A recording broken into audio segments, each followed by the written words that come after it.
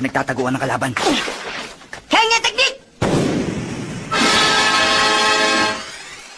Hindi naman mukhang pusa yung ginawa mo eh! Kainis! Ano bang problema? Bakit hindi ko to magawa ng tama? Alam nyo, hindi nyo na kailangan magpalit pa ng anyo. Hindi yan kagana. Hindi nyo naman alam ang lengguwaheng ginagamit ng mga pusa. Ito ang makakatulong sa inyo. Kapag sinuot nyo ang bagay na ito, iisipin nila na mga totoong pusa nga kayo. Dapat kanina nyo pa sinabi sa amin na merong mga ganyang klase kagamitan na magagamit namin! Kailangan ko ba talagang suotin ang bagay na to?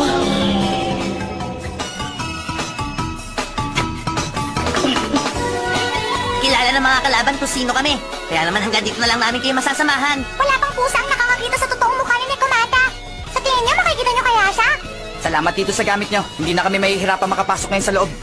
Ang gwapo talaga ni Sasuke! Hanggat maaari, dapat tahimik tayo makapasok sa loob. Hindi tayo dapat mahalata. Anong problema? Tara na! Teka lang, may sasabihin ako. Sasuke, hindi ba dahil sa mga bagay nito pwede na natin kausapin yung mga pusa? Bakit hindi na lang kaya natin kausapin na mahinahon yung halimaw na pusa? Tapos hihingi tayo sa kanya ng dalawa o kahit isang tatak ng paa niya. Eh di magiging madali lang ang lahat. Hindi pwede ang naisip mo. Bakit hindi pwede? Alam nyo kasi ang totoo niyan, kahihiyan para sa isang pusa magbigay ng tatak ng paa niya. Kaya imposible ang naisip mo. Isipin niyo na lang kung ano mararamdaman ng isang tao kapag nakuhanan siya ng larawan habang wala siyang suot na damit. Madali lang ang bagay na yan. Kung papayag siya, pwede rin naman siyang bigyan ng larawan ng isang taong nakahubad. Kayang-kaya na ni Sakura yun. Hindi ba, Sakura? Manigas ka! Hetong sa'yo! Hindi lang ako sigurado kung pwede yung naisip mo. Pero salamat na rin sa'yo. Tinuro mo sa amin ang tamang daan. Sige na, umalis ka na.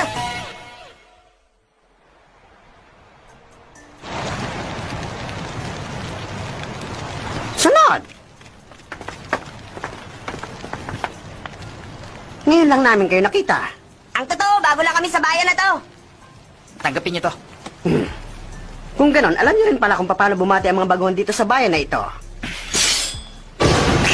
Pero paano nila nalaman? Hindi ko alam. Masaya namin tinatanggap ang mga bagong pusa na dumadating dito, lalo na kapag mabait sila.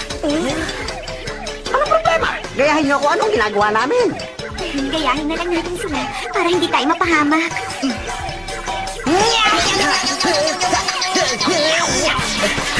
Kailangan namin gawin ito para mahuli si Nekomata.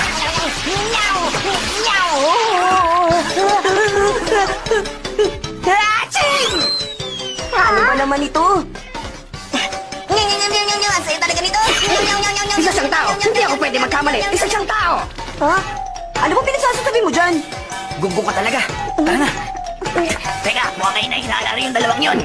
Pinasok tayo ng mga kalaban. Kulihin sila ngayon din. Sasuke! Sakura! Bakit nandito ang isang tulad mo sa karya ni Panginoong Nekomata? Gusto namin umalis ka rito ngayon din. Sandali lang, huminahon lang kayo. Alam kong gusto niyo ako paalisin dito. Huwag kayong mag-alala, alis na ako.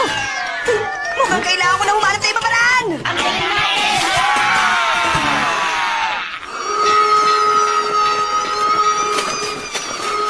Bakit ang daming gwardyang nagkalat? Meron pang hindi magandang nangyari? Sabi nila meron daw mga tao nakapasok dito sa bayan. Mga tao ba sinasabi mo? Huhulihin ko yung mga yon oras na makita ko sila. Si Naruto ang may kasalanan. Pero huwag kang mag-alala. Habang nagkakagulo silang lahat, hahanapin naman natin si Nekomata. Doon ka maghanap sa bandang silangan ng Tore. Ako doon sa kanluran. Ah, pero kahit anong mangyari, dapat magkasama pa rin tayo, Sasuke. Pero alam na nilang may mga nakapasok na tao. Huwag na natin sayangin ang oras. Isa pa, mas mabilis natin siyang mahahanap. Sige, naintindihan kita. Mukhang masyadong maingay sa labas. May mga tao po, Amo! Nagkakagulo po ang lahat dahil may mga tao nakapasok sa loob ng kastilyo! Anong sabi mo? Pinasok tayo ng mga tao! Paalisin mo sila ngayon din! Masusunod po! Mga tao, 7 taon na rin ang nakalipas. Hindi kaya yun si...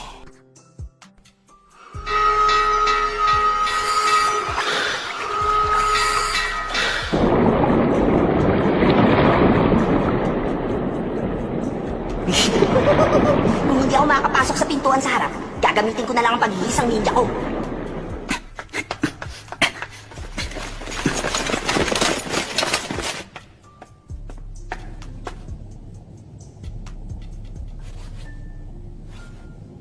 Madalas sa mga bar, una nakakakuha ng impormasyon.